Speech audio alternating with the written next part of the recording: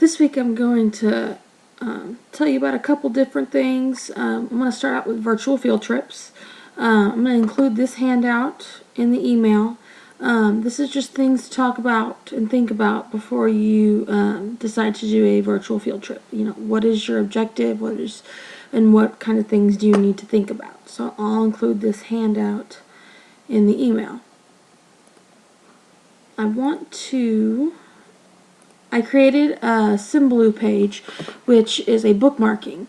So when I log in, I have a home one, and there's news highlights, which gives, and this one you can't delete, but it just has all the different things that are in the news that day. I created one of virtual field trips. So every single box on here, every single square is a virtual field trip. Some of them are specific, Taj Mahal. Some of these are Smithsonian, Supreme Court, White House. Some of these are more general, where you can search for different things, or it has different once you get there, Google Maps. This one right down here in the bottom, virtual field trips, it's got the camera, it's the blue one at the bottom. When you click that, this one is actually where you can only search and take one that's already created, but you can also create your own virtual field trip, which I thought was interesting, so I wanted to make sure to show everyone that site.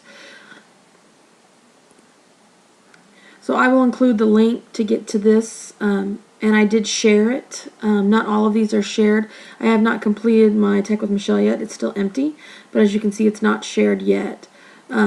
So when you create these, you don't have to share them. It's a choice. But I will share this and include the link in the email. One of the other things I wanted to share with you is that I'm a member of the Simple K-12, or the teacher learning community, and this is where I do a lot of my webinars and find a lot of my information, and I do quite a bit on here. I wanted to show you, I'll include this link in the email, there are webinars that you can take for free. I'm a paid member, so I have access to not only all their webinars, but they're on demand, which is like videos. They're not live webinars.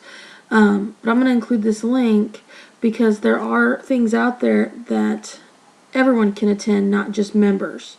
Google Voice is coming up, Google Tools, going Google. There's another one. Meeting the needs of all learners, online education conference. They usually do this about usually once a month, and it's 2 days. Every hour, half an hour, they have a different workshop. So I mean, it tells you the different times. There's different things going on for 2 straight days. Publish a book as a class project, using your iPad to make movies, grabbing attention with talking pictures. There's all kinds, and these are all open to the public if they're on this site. Podcasting, there's so much out there, and I mean, a lot of these are just 30 minutes long, and some of them are during the day, so you have to find some that are during maybe an off period. But there's some really 12 web tools to enhance your science class. There's a lot out there that's available. Some of them are in the evenings. Some of them are on weekends. You just kind of got to search through and see what's out there. But I wanted to share that with you, and I'll include that link. I'm also going, this is something that I've received from them.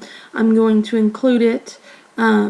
21st century projects, ideas for the classroom, things that you can do with your kids that they're projects in the different content areas, especially as we get and we want to keep our students engaged in these last weeks of school.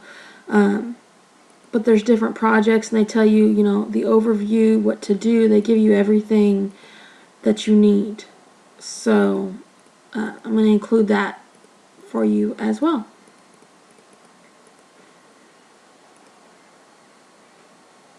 If you have any questions, please feel free to ask, and as you want to create projects or come up with ideas, technology, if you need help or if you're stuck and don't know where to start, email me and we'll get you started.